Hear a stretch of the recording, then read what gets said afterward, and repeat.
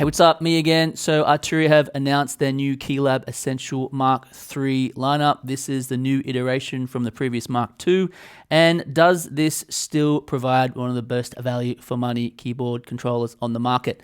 Let's dive in and see a few things that I'm loving about this. Before I get started, I should mention this is super duper easy to plug into Ableton Live. Literally just plug and play. Make sure you're running the latest version of the firmware though.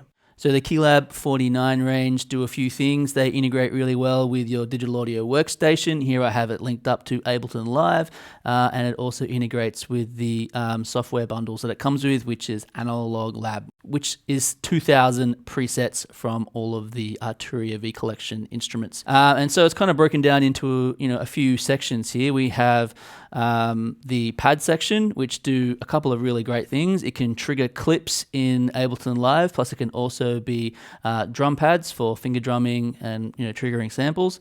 We got our sort of like an updated redesign of the transport section. It's laid out a little bit clearer and it integrates nicely into our transport section.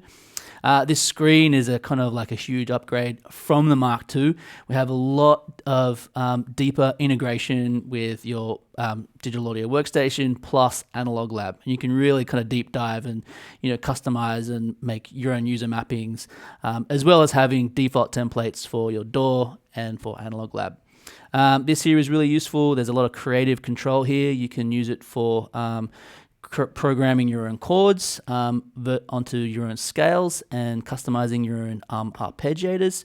And then you've got 9 sliders and 9 pots, which will auto map to the mixer page on your digital audio workstation. Plus they'll also control Live's synth devices and control Analog Lab parameters as well. So there's a lot of multi-functionality here. So it really dives quite deep.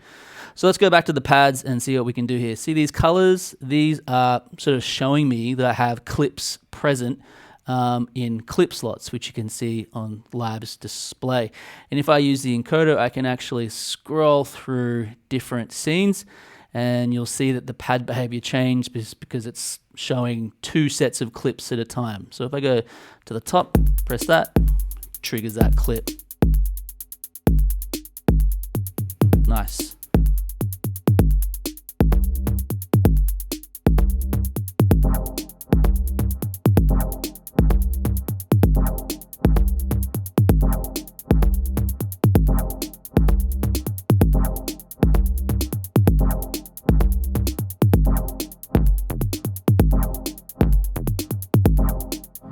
So obviously for anyone performing in a live scenario, this is super duper helpful. The thing I really like about this is these little buttons allow you to slide or toggle between different channel strips. And then you can easily arm them just by pressing this little button and it'll arm the track. And we can easily play those sounds straight away because it's armed. This button here will allow us to cycle between device control and track control. Device control means that the pots will automatically be mapped to macros on, say, Live's device.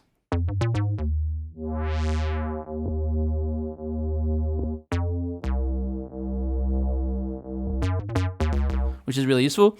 And then if we select track control, this means that the sliders will map to volume sliders in Live and the pots will be for panning, which is really great. I'm presuming that you could map these to do different things like effect sends or whatever else if you wanted to customize that. In fact, if you press the program button, you'll see that there's a user program, so presumably that would be for mapping different parameters to different places within your digital audio workstation. If you want to use the pads to be able to trigger drum sounds, I'll navigate back to my drum rack and press record and then press this bank button and then we slide to bank B, which means the pads become triggers for all sounds in your drum rack, which is super nice touch. Gives it a multi-purpose. Being able to trigger clips and sounds by the same pads is really cool.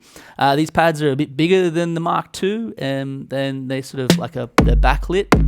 Remind me of kind of like Native Instruments Machine Plus style pads. They're super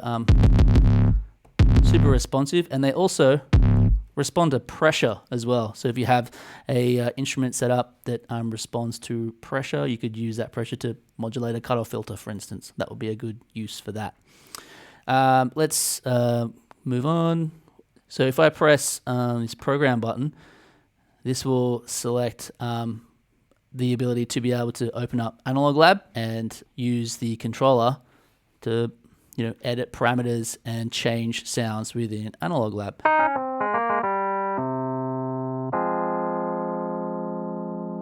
So currently I have an instance of Analog Lab set up, and this encoder here will now be really useful for cycling through different presets, and I can just click to load new presets directly from the controller.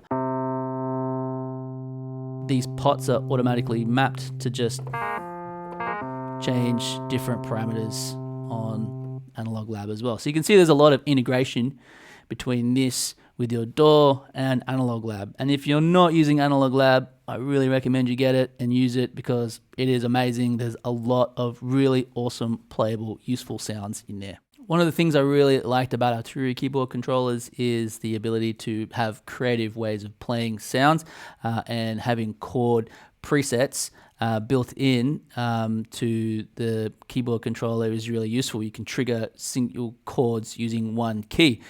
And here we have a dedicated chord button, which allows us to cycle through different chords and play them using one key. So here I have a minor ninth chord, all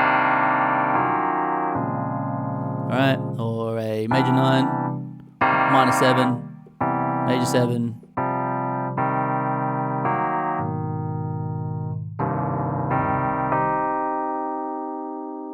plus we also have a scale button as well, so we can kind of choose different scales, assign the root note and the scale type, and those scales will lock all to the white keys, which makes it really useful and really simple to kind of create something musical really quickly. We also have an arpeggiator button, and it's really good because a long press will show us all of our options to be able to edit the behavior of the arpeggiator. You can go through and change the arpeggiator rate, change the mode, the division, there's another page here, give it some swing, and sync to a particular rate as well. Previous versions of this had arpeggiators, but it could be a little clunky to kind of navigate through all the different pages and settings for the arpeggiator. Cool, there you have it. Really useful controller for Ableton Live and for Analog Lab. It has a lot of really deep integration and really removes you from having to worry about touching the computer and be much more hands-on with your music making. If you have any questions, bang them in the comments below. Smash that like button, and we'll see you next time.